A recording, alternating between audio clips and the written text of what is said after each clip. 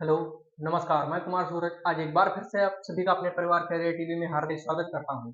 जैसा कि हम लोग यूपी पुलिस कांस्टेबल के लिए निरंतर अपनी जीएस का प्रैक्टिस सेट हल कर रहे हैं, उसी श्रृंखला में आज आगे बढ़ते हुए प्रैक्टिस सेट नंबर 4 हल करने वाले हैं। चलिए देखते हैं कि इसका पहला क्वेश्चन क्या है। तो आज के प्रैक्टिस सेट का पहला क्वेश्चन आपके सामने स्क्रीन पर। पहला क्वेश्चन जो है क्या है, निम्न में से कौन सा राज्य उत्तर प्रदेश का सीमावर्ती राज्य है। जो हमारे 4 राज्य दिए हैं, राजस्थान, पंजाब, पश्चिम बंगाल और आंध्र प्रदेश, इनमें से कौन किस राज्य की सीमा उत्तर प्रदेश के साथ में लगती है। तो कौन सा राज्य है, तो कौन सा राज्य हो जाएगा। क्या राजस्थान है, पंजाब है, पश्चिम बंगाल है या फिर आंध्र प्रदेश है। तो यूपी के साथ सीमा बनाने वाला राज्य कौन सा है, वह है राजस्थान। ऑप्शन ए बिल्कुल राइट हो जाएगा। क्या होगा, उत्तर प्रदेश का सीमावर्ती राज्य है, तो उत्तर प्रदेश का सीमावर्ती राज्य कौन सा है, वह है राजस्थान है। अब बात आती है यहाँ पे, राजस्थान यूपी के साथ में सीमा बनाता है, इसके अलावा जो अन्य राज्य यूपी के साथ में सीमा बनाते हैं कौन कौन से हैं, तो कौन कौन से हैं।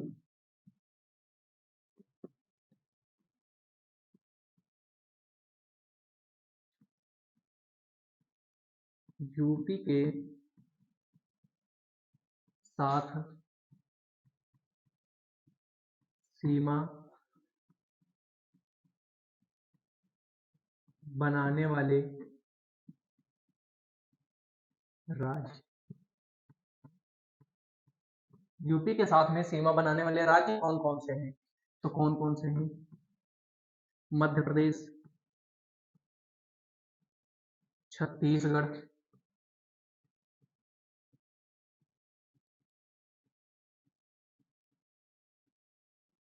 मध्य प्रदेश, छत्तीसगढ़,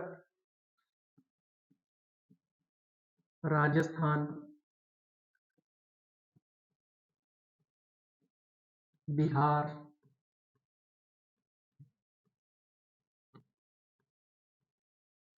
उत्तराखंड,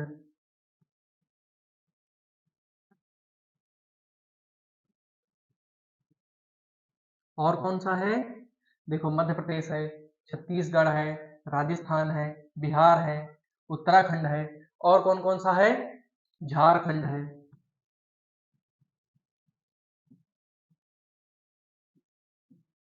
झारखंड, हरियाणा,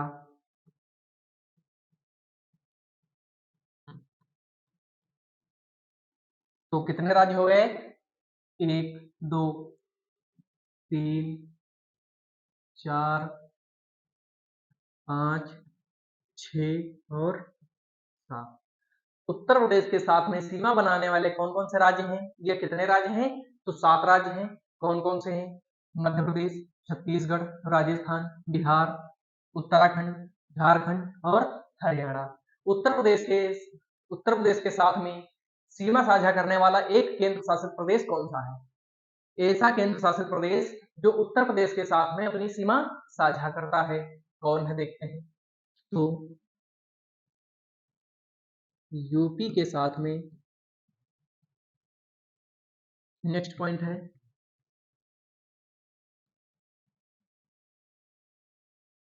यूपी के साथ में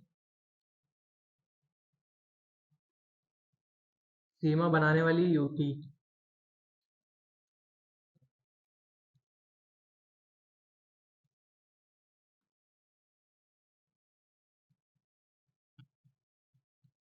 सीमा बनाने वाली यूपी। तो कौन सा केंद्र शासित प्रदेश है जो यूपी के साथ में अपनी सीमा साझा करता है, तो वह कौन सा है, एकमात्र केंद्र शासित प्रदेश दिल्ली। क्या, एकमात्र केंद्र शासित प्रदेश दिल्ली। दिल्ली एक ऐसा केंद्र शासित प्रदेश है जो यूपी के साथ में सीमा साझा करता है। तो उत्तर प्रदेश 7 राज्यों के साथ में अपनी सीमा साझा करता है और एक केंद्र शासित प्रदेश के साथ में सीमा साझा करता है।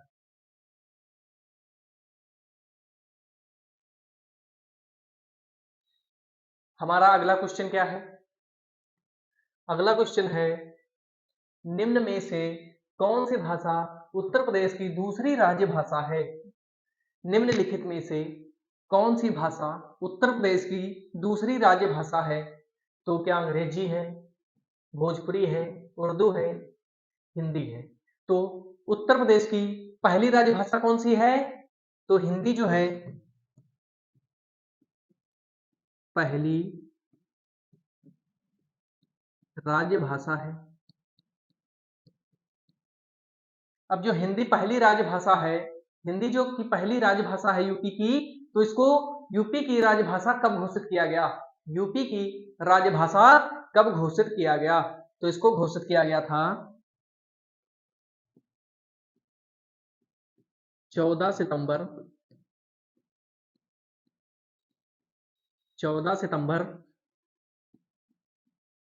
1949 को।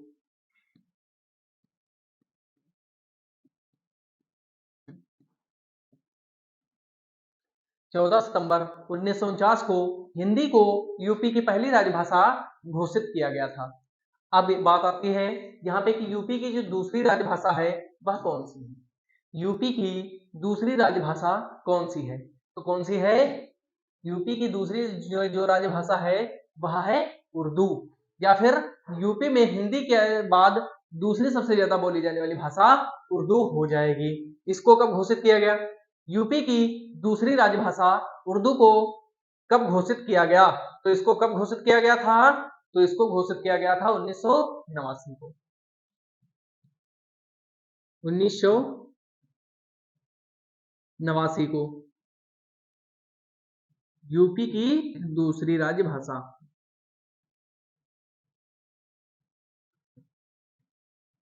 यूपी की दूसरी राजभाषा, यूपी की दूसरी राजभाषा कौन सी है? यह है उर्दू। बिल्कुल राइट हो जाएगा। अगला क्वेश्चन, अगला है 16वें वार्षिक स्टार स्क्रीन पुरस्कार समारोह में सर्वश्रेष्ठ अभिनेत्री का सम्मान विद्या बालन को निम्नलिखित में से कौन से फिल्म के लिए मिला था? जो 16वां वार्षिक स्टार स्क्रीन पुरस्कार समारोह आयोजित हुआ, उसमें सर्वश्रेष्ठ अभिनेत्री का सम्मान विद्या बालन को दिया गया था। तो यह किस फिल्म के लिए इनको सर्वश्रेष्ठ अभिनेत्री का पुरस्कार दिया गया था? किसको मिला था? विद्या बालन को मिला था। तो किस फिल्म के लिए मिला था? तो वह फिल्म थी पाप। कौन सी फिल्म? पाप फिल्म के लिए इनको 16वें वार्षिक स्टार स्क्रीन पुरस्कार सम्मान समारोह में सर्वश्रेष्ठ अभिनेत्री का सम्मान विद्या बालन को पाप फिल्म के लिए दिया गया था। अगला क्वेश्चन हमारा क्या है? अगला क्वेश्चन है, पानीपत का तृतीय युद्ध किनके बीच लड़ा गया? पानीपत का जो तृतीय विश्व युद्ध हुआ, पानीपत का जो तृतीय युद्ध हुआ वह किसके किसके बीच में लड़ा गया? तो किसके बीच में लड़ा गया? ए मराठों और अंग्रेजों के बीच में, बी मुगलों और शेरशाह के मध्य, अंग्रेजों और फ्रांसीसियों के मध्य, डी अहमद शाह अब्दाली और मराठों के मध्य। तो जो पानीपत का तीसरा युद्ध था वह कब हुआ था? पानीपत का तीसरा युद्ध कब हुआ था? पानीपत का तीसरा युद्ध, पानीपत का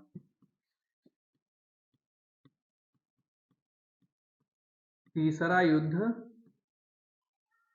पानीपत का तीसरा युद्ध जो है वह कब हुआ था? पानीपत का जो तीसरा युद्ध है वह कब हुआ था? तो पानीपत का जो तीसरा युद्ध है वह हुआ था 1761 में। कब हुआ था? 1761 में, 1761 में हुआ। यह किसके बीच में लड़ा गया?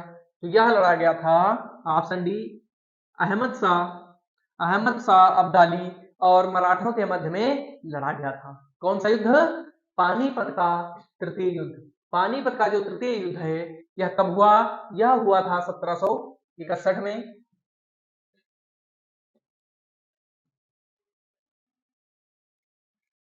पानीपत का तृतीय युद्ध कब हुआ था? 1761 में हुआ था। और किसके बीच में हुआ था? यह हुआ था अहमद शाह अब्दाली और मराठों के बीच में लड़ा गया। इस युद्ध में कौन विजेता रहा और कौन उप विजेता रहा? इसमें विजेता कौन था? इसमें इस युद्ध में किसने विजय प्राप्त की थी? तो किसने प्राप्त की थी? अहमद शाह अब्दाली ने प्राप्त की थी। किसने? अहमद शाह अब्दाली।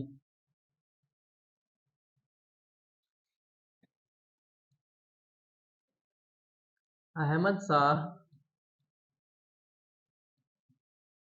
शाह अब्दाली ने प्राप्त की। किसको प्राप्त किया?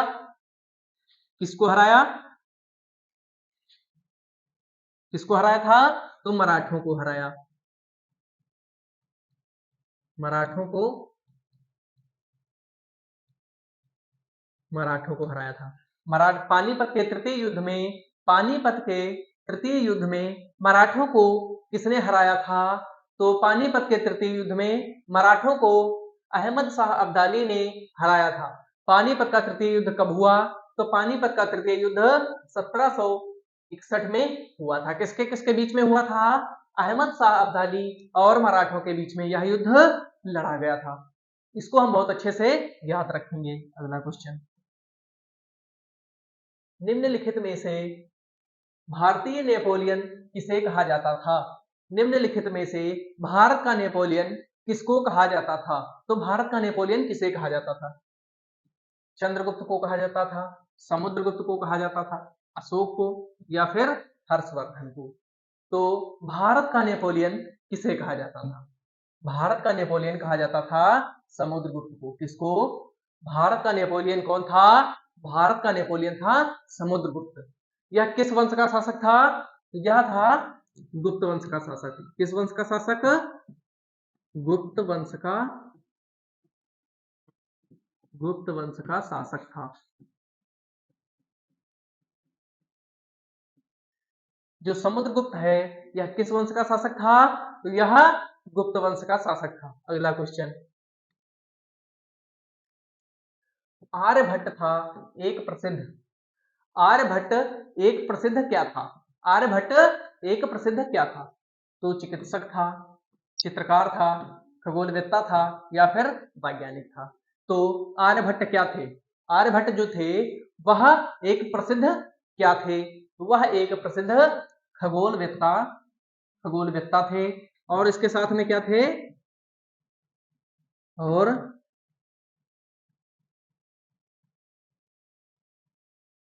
और गणितज्ञ भी थे। कौन था? आर्यभट्ट थे। आर्यभट्ट एक प्रसिद्ध खगोलवेत्ता और गणितज्ञ थे।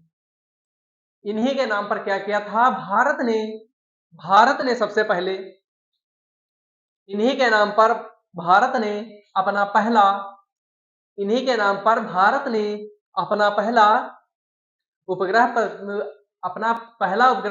अंतरिक्ष में प्रक्षेपित किया था। किसने? क्या होगा? यहाँ पे लिखो पॉइंट। आर्यभट्ट के नाम पर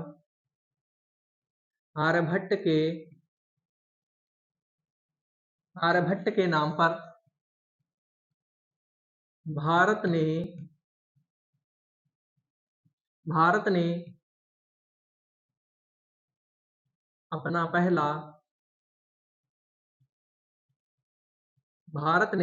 अपना पहला उपग्रह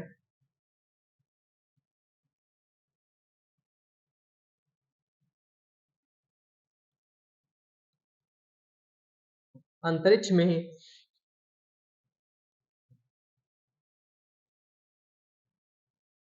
प्रक्षेपित किया था। किसने प्रक्षेपित किया था? तो आर्यभट्ट के नाम पर भारत ने अपना पहला उपग्रह अंतरिक्ष में प्रक्षेपित किया था। तो जब भारत ने आर्यभट्ट के नाम पर अपना पहला उपग्रह अंतरिक्ष में प्रक्षेपित किया, तो उसको किस सन में प्रक्षेपित किया था? तो इसको कब प्रक्षेपित किया गया था? तो इसको जो है पहला उपग्रह जो आर्यभट्ट के नाम पर प्रक्षेपित किया गया, यह कब प्रक्षेपित किया गया था? यह प्रक्षेपित किया गया था 19 अप्रैल 1975 को। कब? 19 अप्रैल 1975 को। कब प्रक्षेपित किया? 19 अप्रैल 19 अप्रैल सॉरी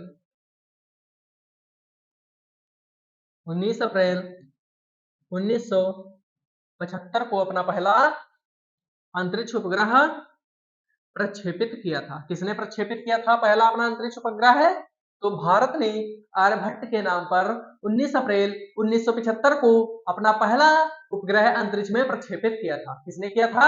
भारत ने किया था। आर्यभट्ट कौन थे? आर्यभट्ट एक खगोलवेत्ता और महान गणितज्ञ भी थे। अगला क्वेश्चन, श्वेतांबर और दिगंबर किस धर्म के हैं? जो श्वेतांबर और दिगंबर दो समूह हैं, यह किस धर्म के किस धर्म के थे? तो या किस मत के थे? तो बौद्ध मत के थे, जैन मत के थे, या फिर हिंदुत्व के थे, या फिर सिख मत के थे। तो जो श्वेतांबर और दिगंबर है, यह किस धर्म के थे? यह किस धर्म को मानने वाले थे? यह मानने वाले थे जैन मत को, अथवा क्या कह सकते हैं, जैन मत अथवा या जैन धर्म। यह किसको मानने वाले थे? जैन मत को मानने वाले थे, या कह सकते हैं कि जो श्वेतांबर और दिगंबर थे वह जैन धर्म के से संबंधित थे या जैन धर्म को मानने वाले थे। अगला क्वेश्चन, अगला है, निम्नलिखित में से कौन से स्थान पर कुंभ मेला नहीं होता है? निम्नलिखित में से वह कौन सा स्थान है जहां पर कुंभ मेले का आयोजन नहीं होता है? तो कौन सा है? उज्जैन है, इलाहाबाद है, हरिद्वार है, वाराणसी है। तो जो चार स्थान दिए गए हैं, इनमें से किस स्थान पर कुंभ के मेले का आयोजन नहीं किया जाता है? तो किस स्थान पर नहीं किया जाता है? उज्जैन में किया जाता है, इलाहाबाद में भी किया जाता है और हरिद्वार में भी किया जाता है। तो कौन सा बचा? वाराणसी। वाराणसी एक ऐसा स्थान है जहां पर कुंभ मेले का आयोजन नहीं किया जाता है। भारत में कुंभ मेले का आयोजन कितने स्थानों पर किया जाता है? भारत में कुंभ मेले का आयोजन कितने स्थानों पर किया जाता है? भारत में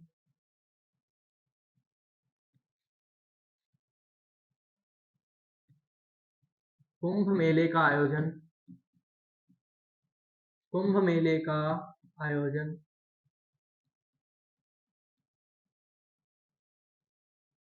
4 स्थान, कितने स्थान?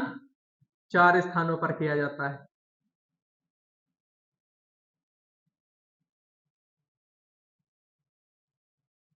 किया जाता है। कितने स्थानों पर किया जाता है कुंभ मेले का आयोजन? तो 4 स्थानों पर किया जाता है। 4 स्थान कौन कौन से हैं? कौन कौन से हैं? पहला तो हो जाएगा उज्जैन। क्या होगा? उज्जैन होगा। उज्जैन, इलाहाबाद, नासिक, उज्जैन, इलाहाबाद, नासिक, और कहां पर इसका आयोजन किया जाता है? हरिद्वार में इसका आयोजन किया जाता है। तो भारत में कुंभ मेले का आयोजन किन किन स्थानों पर किया जाता है? उज्जैन में किया जाता है, इलाहाबाद में किया जाता है, नासिक में किया जाता है और हरिद्वार में भी किया जाता है। कुंभ मेले का आयोजन कितने वर्षों बाद होता है? जो कुंभ मेला है उसका आयोजन कितने वर्षों बाद होता है? तो कितने वर्षों बाद होता है? अर्धकुंभ,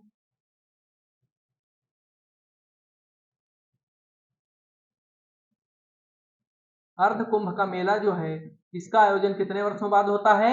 तो 6 वर्ष बाद। कुंभ मेले का आयोजन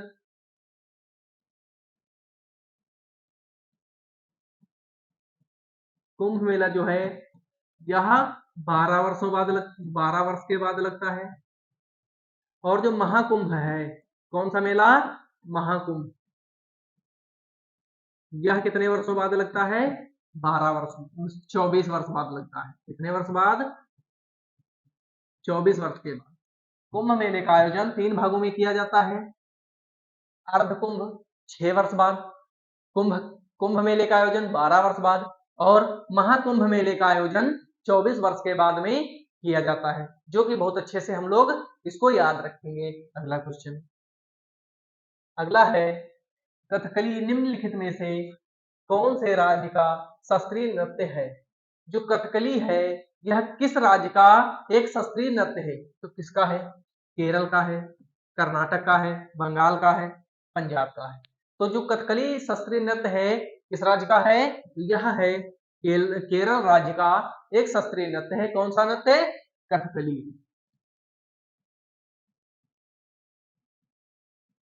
कथकली जो है यह शास्त्रीय नृत्य है किस राज्य का? असम का है। अगला क्वेश्चन, भारत का कौन सा प्रदेश रबर का सबसे अधिक उत्पादन करता है? भारत का कौन सा प्रदेश है जो रबर का उत्पादन सबसे अधिक मात्रा में करता है, या किस राज्य के द्वारा रबर का उत्पादन सबसे अधिक मात्रा में किया जाता है? तो किस राज्य के द्वारा किया जाता है?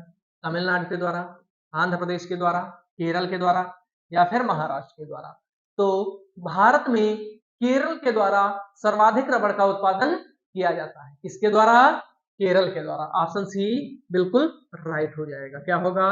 भारत में केरल के द्वारा सबसे अधिक मात्रा में रबर का उत्पादन किया जाता है। अगला क्वेश्चन,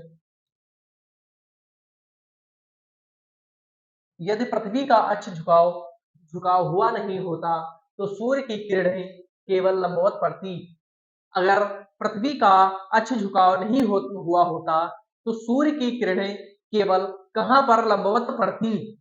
वह कहां पर केवल लंबवत पड़ती? तो कहां पर पड़ती? कर्क रेखा पर पड़ती, मकर रेखा पर, ध्रुवों पर या फिर भूमध्य रेखा पर। अगर पृथ्वी का अक्ष झुकाव नहीं हुआ होता तो कहां पर सूर्य की किरणें सीधा लंबवत पड़ती? तो किस स्थान पर सीधा लंबवत किरणें, जो सूर्य की किरणें हैं वह किस स्थान पर बिल्कुल सीधा लंबवत पड़ती? तो किस स्थान पर पड़ती? तो वह पड़ती भूमध्य रेखा पर। अगर जो है पृथ्वी का अक्ष झुकाव नहीं हुआ होता तो सूर्य की किरणें भूमध्य रेखा पर बिल्कुल सीधी लंबवत पड़ती। कहां पर? भूमध्य रेखा पर बिल्कुल सीधी लंबवत पड़ती। अगला क्वेश्चन, नागार्जुन सागर परियोजना किस नदी पर बनी है? नागार्जुन सागर परियोजना जो है वह किस नदी पर बनाई गई है? किस नदी पर बनाई गई है? गंडक नदी, कोसी नदी, कृष्णा नदी या फिर महानदी? तो नागार्जुन सागर परियोजना जो है किस नदी पर बनाई गई है? तो यह बनाई गई है कृष्णा नदी पर। किस नदी पर? कृष्णा नदी पर बनाई गई है। कौन सी परियोजना? नागार्जुन सागर परियोजना किस नदी पर बनी है? कृष्णा नदी पर बनी है। किस प्रदेश में बनी है? जो नागार्जुन सागर परियोजना है कृष्णा नदी पर बनाई गई है, यह किस प्रदेश में स्थित है? तो किस प्रदेश में स्थित है? तो यह स्थित है आंध्र प्रदेश में। कहां पर? आंध्र प्रदेश में। नागार्जुन सागर परियोजना जो है किस राज्य में बनी हुई है? तो यह बनी हुई है आंध्र प्रदेश। बिल्कुल राइट होगा। अगला क्वेश्चन, रुपए की तुलना में किस विदेशी मुद्रा का मूल्य अधिकतम है? रुपए की तुलना में किस विदेशी मुद्रा का मूल्य अधिकतम है? तो कौन सा है? क्वेश्चन क्या कह रहा है हमारा? जो हमारे चार देशों की मुद्राएं दी गई हैं, येन दिया गया है, ऑस्ट्रेलियन डॉलर है, यूएस डॉलर है या ब्रिटिश पाउंड है। तो जो चार मुद्राएं हमारी हैं इनमें से भारतीय रुपया, तो भारतीय रुपये से कौन सी मुद्रा जो है वह अधिक है? कौन सी मुद्रा अधिक है? तो क्या येन है, क्या येन है, क्या ऑस्ट्रेलियन डॉलर है, क्या यूएस डॉलर है या फिर ब्रिटिश पाउंड है? तो भारतीय रुपए से केवल एक विदेशी मुद्रा अधिक है। वह कौन सी विदेशी मुद्रा है? वह है ब्रिटिश पाउंड। क्या ब्रिटिश पाउंड मुद्रा जो है वह भारतीय रुपए से अधिक है। अगला क्वेश्चन, भारत में कितने वर्ष के अंतराल के बाद जनगणना की जाती है? भारत में कितने वर्षों के बाद जनगणना की जाती है? भारत में कितने वर्षों के अंतर पर जनगणना की जाती है? 5 वर्षों के अंतर पर, 10 वर्षों के, 7 वर्षों के अंतर पर, 10 वर्षों के अंतर पर, या फिर 8 वर्षों के अंतर पर? तो भारत में कितने वर्षों के अंतर पर जनगणना की जाती है? यह की जाती है 10 वर्ष के अंतर पर। भारत में 10 वर्ष के अंतर पर जनगणना प्रति 10 वर्ष बाद जनगणना की जाती है। भारत में पहली जनगणना कब हुई? भारत की पहली जनगणना, भारत की पहली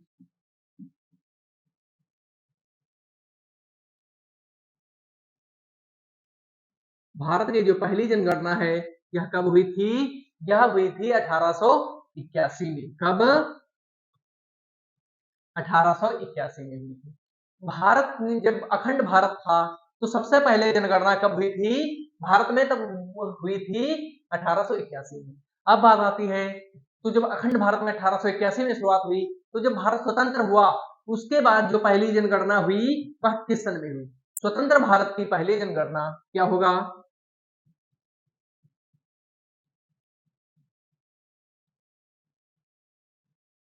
स्वतंत्र भारत की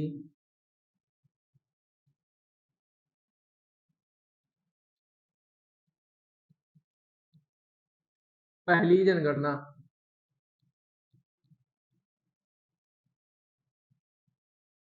स्वतंत्र भारत की पहली जनगणना कब हुई थी? तो यह हुई थी 1951 में। स्वतंत्र भारत की पहली जनगणना जो हुई थी कब हुई थी? तो यह हुई थी 1951। बिल्कुल राइट होगा। अगला क्वेश्चन, जब कोई राज्य राष्ट्रपति के शासन के अंतर्गत होता है तब उस राज्य का बजट कौन पारित करता है? जब कोई राज्य राष्ट्रपति के शासन के अंतर्गत होता है तो उस राज्य का जो बजट होता है उसको कौन पारित करता है?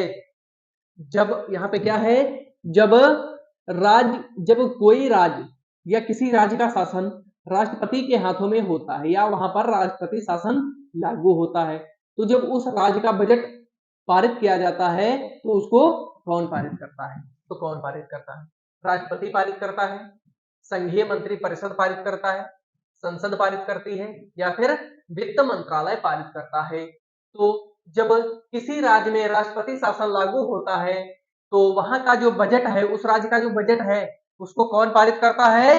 तो उसको पारित करता है वित्त मंत्रालय। कौन? वित्त मंत्रालय पारित करता है। अगला क्वेश्चन, दिए हुए शब्द का विपरीतार्थक शब्द छांटिए। जो हमारा एक शब्द दिया गया है, कौन सा शब्द है? अनुकूल। हमारा कौन सा शब्द है? अनुकूल। हमारा जो अनुकूल शब्द है इसका क्या करना है? इसका विपरीतार्थक शब्द देखना है। तो क्या विपरीतार्थक क्या होगा? प्रतिकूल होगा, विरुद्ध होगा, विपरीत होगा, या फिर तत्सव होगा। तो अनुकूल का विपरीत शब्द क्या है? अनुकूल का जो विपरीत शब्द है वह क्या है? अनुकूल का जो विपरीत शब्द हो जाएगा वह हो जाएगा प्रतिकूल। क्या? अनुकूल जो शब्द है उसका विपरीत शब्द क्या होगा? उसका विपरीत शब्द प्रतिकूल, जो कि बिल्कुल राइट हो जाएगा। अगला क्वेश्चन, अगला है, दिए हुए रेखांकित शब्द का पर्यायवाची शब्द छांटिए। तो देखना है कौन सा शब्द रेखांकित है। क्या है ये शब्द? राष्ट्रीय झंडे का हम सभी अभिवादन करते हैं। तो इसमें से कौन सा शब्द है जो रेखांकित है? वह शब्द देखना है। कौन सा शब्द रेखांकित है? तो रेखांकित यहाँ पर किसको किया गया है? झंडे को किया गया है। यहाँ पर किसको रेखांकित किया गया है? झंडे को रेखांकित किया गया है। तो हमें क्या करना है? झंडे का पर्यायवाची शब्द ढूंढना है। तो जो 4 शब्द दिए गए हैं, ध्वज, पताका, सेतु, विमान, तो इसका जो पर्यायवाची शब्द है, झंडे का पर्यायवाची शब्द है, वह क्या होगा? तो वह होगा ध्वज। बिल्कुल राइट हो जाएगा। ऑप्शन ए, झंडे का पर्यायवाची शब्द ध्वज जो है बिल्कुल राइट हो जाएगा। अगला क्वेश्चन, नीचे दिए गए वाक्य में रिक्त स्थान के लिए उपयुक्त शब्द चुनिए। जो हमारा यहाँ पे रिक्त स्थान है, इसके लिए उपयुक्त शब्द को चुनना है। कौन सा है शब्द उपयुक्त?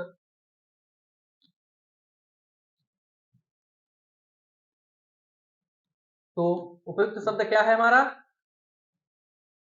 क्या सत्याग्रह है, क्या जेल में जाकर है, या आमरण है, या फिर जल त्याग है? तो जो हमारा सत्य शब्द है वह कौन सा है?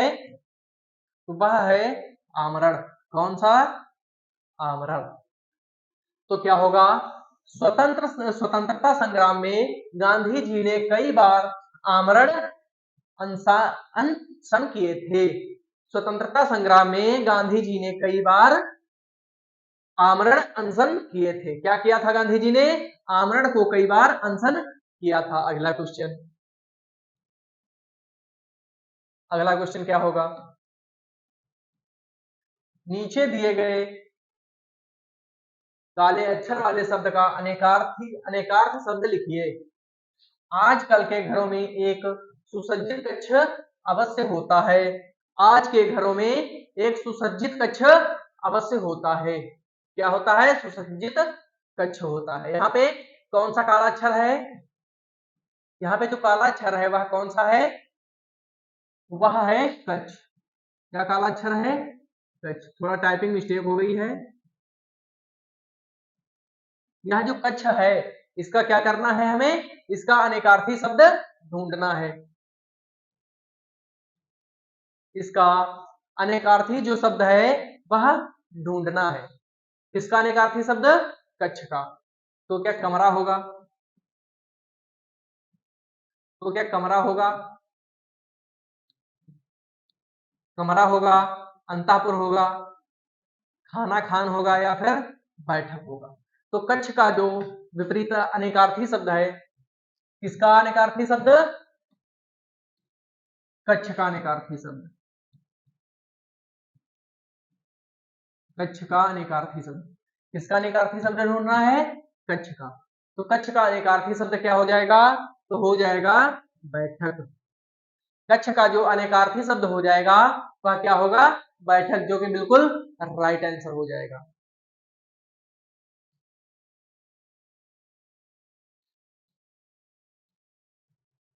आज की क्लास बस यहीं तक। आपको हमारी क्लास कैसे लगी कमेंट बॉक्स में जरूर बताएं। अगर हमारी वीडियो आपको पसंद आई है तो वीडियो को लाइक करें, चैनल को सब्सक्राइब करें एवं शेयर करें। जय हिंद। मिलते हैं नेक्स्ट क्लास में।